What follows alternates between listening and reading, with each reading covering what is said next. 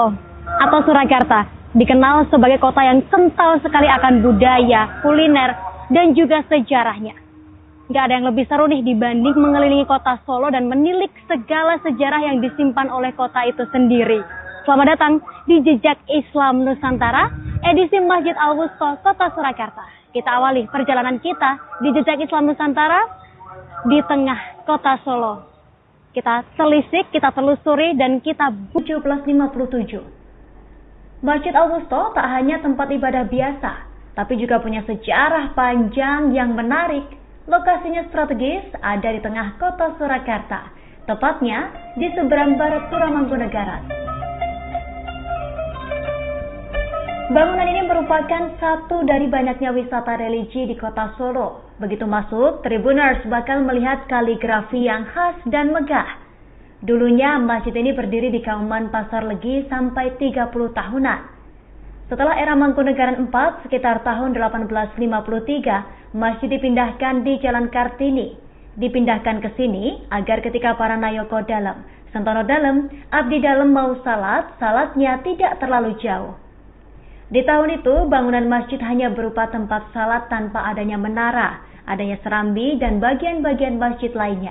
Ini memang betul bahwa posisi masjid di sini, yang sekarang ini kita nikmati ini adalah dulunya itu bertempat di Kampung Kauman Pasar Legi. Kalau sekarang ini menjadi Kampung Kestalan. Nah, dulu tempatnya di situ. Nah, oleh Mangkunegara pertama itu yang mendirikan itu adalah atas prakarsa Mangkunegara pertama atau Raden Mas Said ataupun yang dikenal dengan Pangeran Sambernyawa. Beliau itu mendirikan masjid itu berada di Kampung Kauman Pasar Legi. Mulai dari Mangkunegara pertama, kedua, ketiga, ini posisi masjid tetap di Kampung Kauman Pasar Legi. Baru setelah Mangkunegara keempat, beliau itu menjadi Adipati Mangkunegara yang keempat. Beliau berinisiatif untuk memindahkan masjid yang dulunya itu bertempat di Kampung Kauman, itu didekatkan dengan Pura Mangkunegaran Jakarta.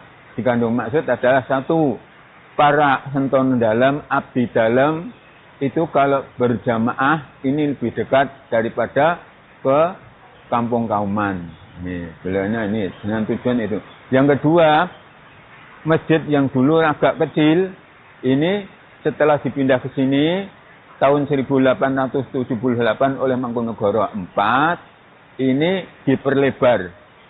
Di tempat ini, dulu ini adalah tempat tinggalnya Patih Sindurjo, patihnya Pak Sunanan. Karena Mangkunegara tidak punya rumah, akhirnya tempat ini dijadikan tempat tinggal, dan setelah itu beliau mewakafkannya ini untuk memindahkan masjid yang di Kauman itu dipindah ke sini dan diperlebar, diperbesar oleh Mangkunegara IV. Tapi belum ada menara, belum ada gapura, belum ada maligin, belum ada mihrab yang di depan. Ini jadi masih asli, belum ada. Ini hanya baru bangunan utama dan serambi. Jadi belum ada tambahan gapura maupun menara maupun maligin. Di era Mangkunegaran VII sekitar tahun 1919, masjid dikembangkan menjadi lebih besar berikut serambi, menara, dan gapura. Sementara maligi di Masjid Al-Wusta Mangkunegaran merupakan bangunan yang dulunya digunakan untuk khitan atau sunat. Bangunan ini berbentuk lingkaran kecil yang berada di halaman selatan masjid. Dan maligin ini adalah sebagai tempat khitan. Jadi kalau Mangkunegara itu mengadakan bakti sosial, khususnya khitanan massal, ini semua yang di khitan itu duduk di serambi sini, terus yang di khitan tempatnya ada di maligin ini. Sebagai masjid kerajaan, masjid ini spesial dipakai keluarga kerajaan Pura Mangkunegaran dalam menjalankan ibadahnya. Tapi seiring berjalannya waktu, masjid ini terbuka untuk umum. Nama Augusto disematkan pada bangunan masjid ini oleh Bopo Penghulu Puro Mangkunegaran, Raden Tumenggung Kiai Haji Imam Rosidi pada 1949. Yang bikin unik Tribuners, arsitekturnya. Ini perpaduan antara Jawa dan Eropa. Dari relief dinding hingga menara yang megah, setiap detailnya memiliki makna yang mendalam. Bangunan masjid berbentuk joglo 3 tingkat mengandung makna filosofis iman, Islam, dan ihsan yang diperlukan untuk pedoman hidup kita. Masya Allah. Ornamen serta interior yang memenuhi sisi dalam masjid ialah terdapatnya beberapa jenis seni kaligrafi catat serta ukir yang dihiaskan di sejumlah sisi masjid, seperti pintu, jendela, toko guru, toko raweh, kunjungan, dan lain sebagainya. Hiasan-hiasan kaligrafi itu mengambil rujukan dari Al-Quran serta hadis. Kekhasan Masjid Augusto tercermin dari pagar hingga keadaan di dalamnya. Pagar tebal dengan motif kepala gapura yang mengelilingi masjid membuat Masjid Augusto tampak anggun dan berwibawa. Walau berkonsep seni arsitektur ciri khas Jawa, tapi menurut riwayat, pembangunan masjid ini sempat juga menyertakan arsitektur dari Prancis. Memadukan arsitektur Jawa dengan arsitektur Eropa, pembangunannya bekerja sama dengan arsitektur Belanda Thomas Korsten. Jadi, kejawennya tetap terlihat dengan ciri khas joglo, tapi dipadukan dengan arsitektur Belanda yang ciri khasnya melengkung, seperti di Gapura. Mangkunegoro ke-7, dia dilantik menjadi Mangkunegoro ke-7, dia juga berinisiatif mengembangkan dan memadukan antara arsitektur Jawa dengan arsitektur Eropa. Dia memanggil seorang arsitek, temannya juga Mangkunegoro 7, yaitu yang bernama Insinyur Thomas Herman Lersen. Ini dia diajak kerjasama untuk berkolaborasi antara arsitektur Jawa dengan arsitektur Eropa. Nah, kan condongnya kalau arsitektur Jawa ini pada bentuknya adalah hanya bentuk joglo, bentuk limasan, bentuk kampung, dan sebagainya. Nah, kalau Eropa ini biasanya cenderung pada lengkung. Nah, ini dia padukan antara arsitektur Jawa dengan arsitektur Eropa oleh Mangkunegoro 7, sehingga beliau membuat atau menambah, yaitu dengan adanya gapura di Serambi ini, ya, gapura keliling Serambi ini, terus gapura di luar. Nah, ini tanah ini kurang lebih sejumlah 4.200 meter persegi. Dengan menambah mendirikan menara sama maligin mihrab ini yang ada di depan ini, mihrab ini. Nah, ini tahun berapa? Yaitu sekitar tahun 1919 ya, 19 sampai sekarang ini. Jadi, menara ini mulai dibangun tahun 1917, ini selesai tahun dibangun mulai tahun 1919, selesai tahun 1926. Nah, pada tahun 1926, renovasi masjid pun selesai dan diadakan salat Jumat untuk pertama kalinya. Menara sama maligin ini selesai tahun 1926. Setelah itu, setelah menara selesai sekitar tahun 1926, ini mulai digunakan untuk Jumatan pertama kali. Nah, Jumatan pertama kali ini setelah menara ini berdiri oleh Mangkunegoro 7 digunakan untuk Jumatan. Jadi dulu kalau Jumatan ini kita ke masjid, orang para abdi dalam dan setahun dalam itu ke Masjid Agung Surakarta. Baru sekitar tahun 1926 sudah ada masjid menara, sudah ada mihrab, sudah ada maligin dan sebagainya. Ini digunakan untuk Jumatan pertama kali oleh Mangkunegoro 7. Makna dari Augusto adalah tengah-tengah, karena secara geografis terletak di tengah-tengah kota Surakarta. Kemudian lebih kecil dari Masjid Agung, tetapi lebih besar dari Masjid Lawean dan Kepatihan, baik dari segi luas tanah sampai bangunannya. Nama Augusto ini adalah setelah era kemerdekaan. oleh siapa? Oleh penghulu Puro Mangkunegaran Surakarta yang bernama Kiai Haji Raden Mas Imam Rusidi. Ini tahun 1949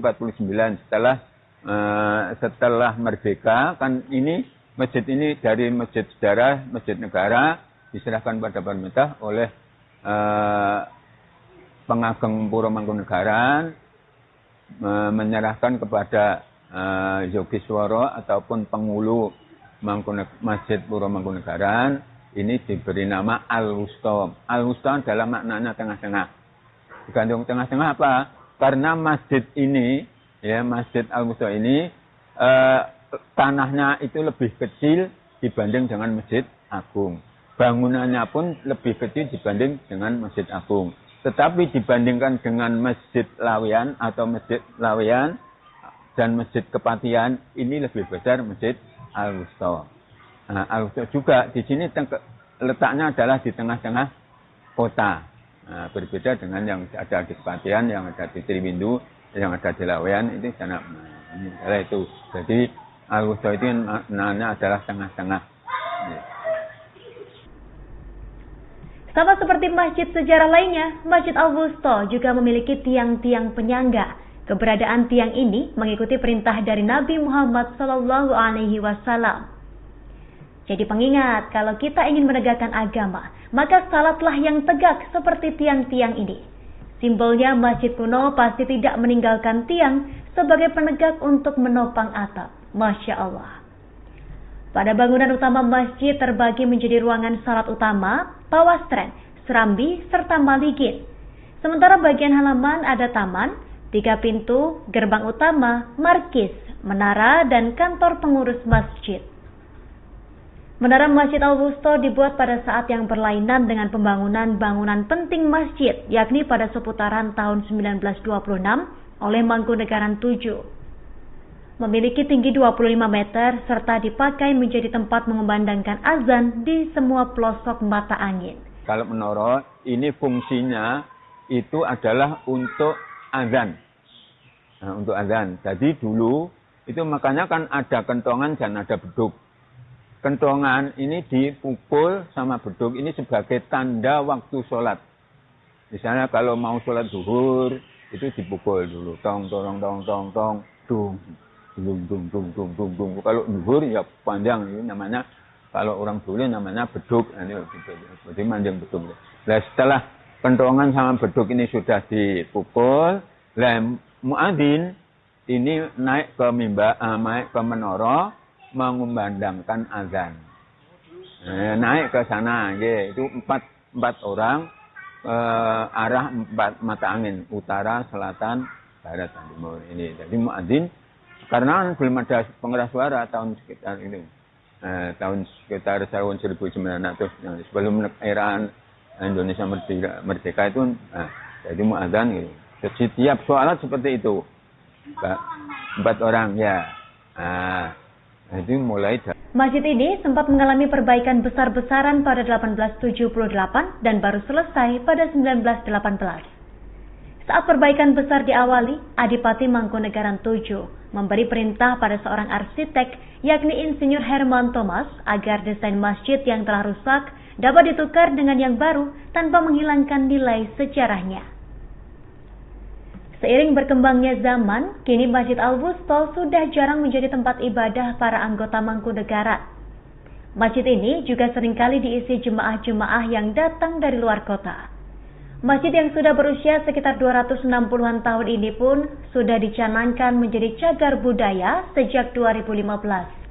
Bahkan pada 2021, Masjid Al-Wusta juga diresmikan sebagai tempat ibadah ramah anak.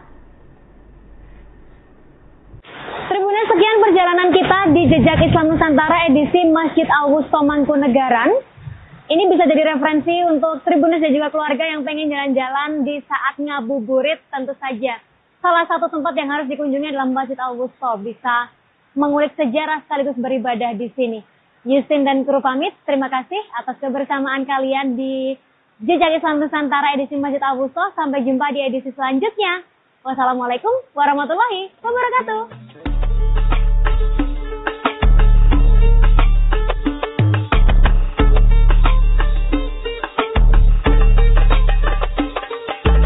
Download Tribun X sekarang. Menghadirkan lokal menjadi Indonesia.